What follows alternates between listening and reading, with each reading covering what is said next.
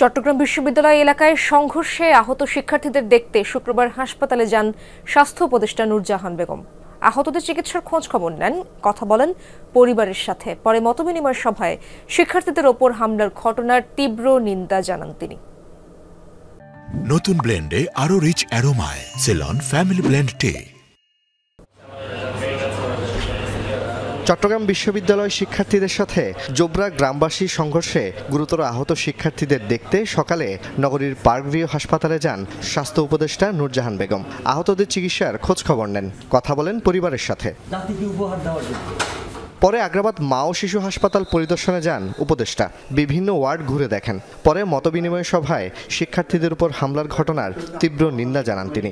3টা বাচ্চা একেবারে মরণপণ অবস্থার মধ্যে চলে গেল। এত অসহিষ্ণু আমরা হয়ে গেলাম। আমরা শুধু অসহিষ্ণু হয়ে নাই, আমরা অ্যারোগেন্ট হয়ে গেছি, আমরা ক্রিমিনাল টাইপের হয়ে যাচ্ছি।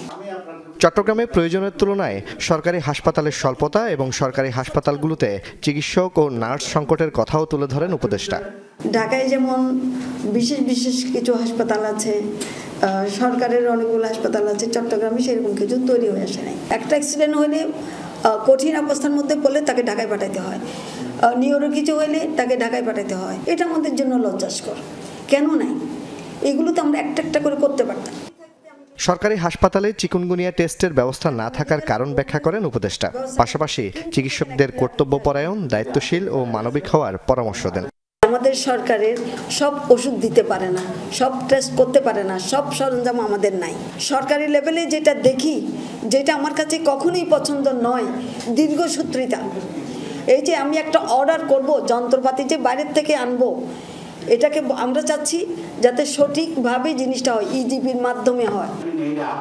জোবায়েত ইবনে শাহাদাত, যমুনা নিউজ, চট্টগ্রাম।